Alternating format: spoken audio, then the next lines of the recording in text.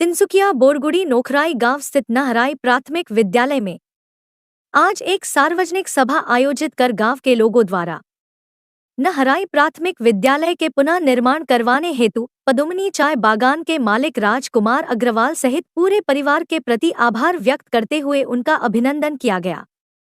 मालूम हो कि नहराई प्राथमिक विद्यालय की स्थापना गांव के लोगों द्वारा सन 1949 में की गई थी। उस वक्त विद्यालय की अवस्था जराजीर्ण थी। पदुमनी चाय बागान के मालिक राजकुमार अग्रवाल के पिता स्वर्गीय लक्ष्मी नारायण अग्रवाल की नजरें जब विद्यालय के जराजीर्ण अवस्था पर पड़ी, तब 1965 के दशक में उन्होंने विद्यालय को नए रूप में बनवाया ताकि ग्रामीण अंचल के बच्चों को पढ़ने हेतु किसी तरह की असुविधा न हो। समय के साथ एक बार फिर से विद्यालय भवन की अवस्था जराजीर्ण होने लगी। अब की बार स्वर्गीय लक्ष्मी नारायण अग्रवाल के सुयोग्य पुत्र राजकुमार अग्रवाल आगे आए एवं उन्होंने पूरे विद्यालय भवन को एक नया रूप दे डाला, जिसके लिए आज गांव के लोगों ने सभा आयोजित कर पूरे अग्रवाल परिवार के प्रति आभार व्यक्त करते हुए उन्हें सम्मानित किया। आज आयोजित सभा की अध्यक्षता नोखराई गांव के गांव बूढ़ा हिरण्य बरुआ द्वारा की गई, जबकि सभा की संचालना विद्यालय के प्रधान शिक्षक वीरेश्वर चौरक द्वारा की गई।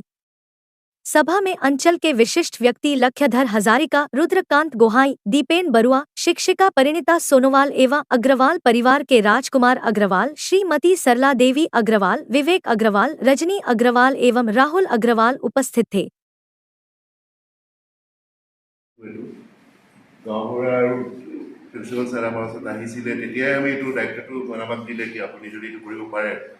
হয়তো কৰি বৰ ভাল পালোঁ আমি আজি ইয়াত আহি স্কুলটো আকৌ ৰিনোভেট হৈ চাই বৰ ভাল লাগিছে। স্কুলৰ অৱস্থা অতি জৰাজীৰ্ণ আছিল আৰু সেইখিনিতে এটা বাঁহৰ জুপুৰি, তাতেই এজন শিক্ষকে পাঠদান দিছিল। সেই সময়তে পদুমনি চাহ বাগিচাৰ বৰ্তমানৰ স্বত্বাধিকাৰী ৰাজুৱা আগৰৱালাদেৱৰ দেউতাকে এই স্কুলখন বনাই দিবলৈ গাত লৈছিল আৰু সেই অনুপাতে তেখেতে এই স্কুলখন বনাই দিছিল। তেতিয়াৰ তুলনাত এতিয়া এই স্কুলখন বহু উন্নত হ'ল। তাৰপিছতে সেই স্কুলখন 65তে বনাই দিছিল। তাৰপিছত জৰাজীৰ্ণ অৱস্থালৈ গ'লগৈ। আকৌ পুনৰ তেখেতসকলৰ নাতি বৰ্তমানৰ স্বত্বাধিকাৰীদেৱে পুনৰ আকৌ স্কুলখন মেৰামতি কৰি এখন সুন্দৰ সবল স্কুল পৰাশালি কৰি দিলে। এতিয়া বোধহয় এখন বিদ্যালয়ৰ যিটো সৌন্দৰ্য আমাৰ ডিব্ৰুগড় জিলা তিনিচুকীয়া জিলাৰ ভিতৰতে নাই নেকি, দেখাও নাই ইমান সুন্দৰ এখন স্কুল। গতিকে মই তেখেতসকলৰ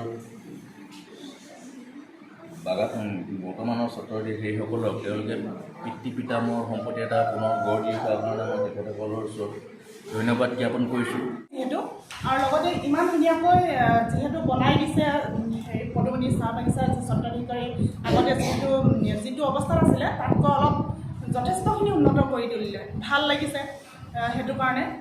গতিকে স্কুলখন আপোনালোককো মানে বহুত ধন্যবাদ থাকিল স্কুলখন এনেদৰে বনাই দিয়াৰ বাবে। পদুমনি চাহ বাগিচাৰ কৰ্তৃপক্ষক আন্তৰিক অভিনন্দন জনাইছোঁ। 1949 চনত স্থাপিত হোৱা নখৰাই প্ৰাথমিক বিদ্যালয়খনে 1965 চনত তেখেতসকলৰ পিতৃ পিতামহসকলে বিদ্যালয়খনৰ গৃহটি নিৰ্মাণ কৰিছিল। আজি 2024 চনলৈকে এই বিদ্যালয়খনে অতিবাহিত কৰাৰ পাছত বিদ্যালয়খনৰ গৃহটোৰ কিছু উৱলি যোৱা অৱস্থা দেখা পায় তেখেতসকলে নিজে আগবাঢ়ি আহি 24 চনত পুনৰ কনষ্ট্ৰাকশ্যন কৰিলে। বিদ্যালয়খনে পুনৰ নতুন ৰূপ পালে আৰু তেখেতসকলে যি আশা কৰি এই গৃহটি নিৰ্মাণ কৰি দিছে, সেই নিৰ্মাণৰ আশা সদূৰ ভৱিষ্যতলৈকে জিলিকি থাকক, সেই আশা চিন্তা কৰা হৈছে। আৰু অনাগত ভৱিষ্যতত বিদ্যালয়খনে নিশ্চয় এটা সুস্থ শৈক্ষিক পৰিৱেশ, শৈক্ষিক বাতাবৰণ গঢ়ি তুলিব। গাঁৱৰ যিটো শিক্ষাৰ কঠীয়াতলী, সেই শিক্ষাৰ কঠীয়াতলীখনে সমগ্ৰ গাঁওখনক এক শিক্ষাৰ পৰিৱেশ ৰচনা কৰি আগুৱাই নিব।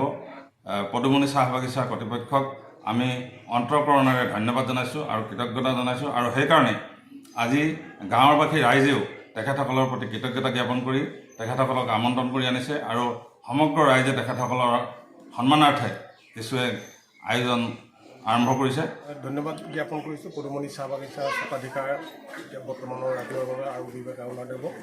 তেখেতলোকে আমাৰ গাঁৱৰ লগত সঘনাই আহ-যাহ আছে। আমাৰ গাঁৱৰ লগত যি কেঁচা চাহপাতৰ সেইবিলাকো গোটেইখিনি ব্যৱসায় আমাৰ গাঁৱৰ পৰাই হয়।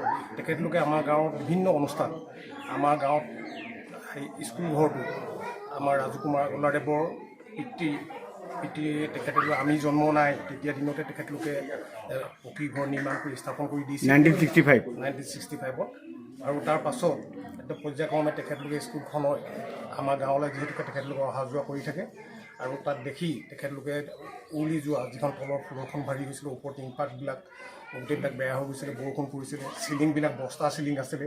এতিয়া বৰ্তমান তেখেতলোকে পুনৰ দেখি নিজৰ ইচ্ছাৰে তেখেতলোকৰ স্মৃতি ৰক্ষাৰ বাবে আগবাঢ়ি অহাৰ বিনিময়ত তেখেতলোকে আমাৰ সম্পূৰ্ণ সেই পুৰণা টিংখিনি সলনি কৰি ওপৰৰ টাৰ্চবিলাক গোটেই কাঠৰ আছিল, কাঠৰবিলাক সলনি কৰি লোহাৰ পাইপ দি আৰু ডাইনা টিং লগাই আৰু তলৰ ফ্ল'ৰখন তেখেতলোকে টাইলছ লগাই আৰু আমাৰ সৰ্বাংগ শুভ হিচাপে এখন স্কুল প্ৰতিষ্ঠা কৰি দিছে। আমি তেখেতলোকৰ কামনা কৰিছোঁ আৰু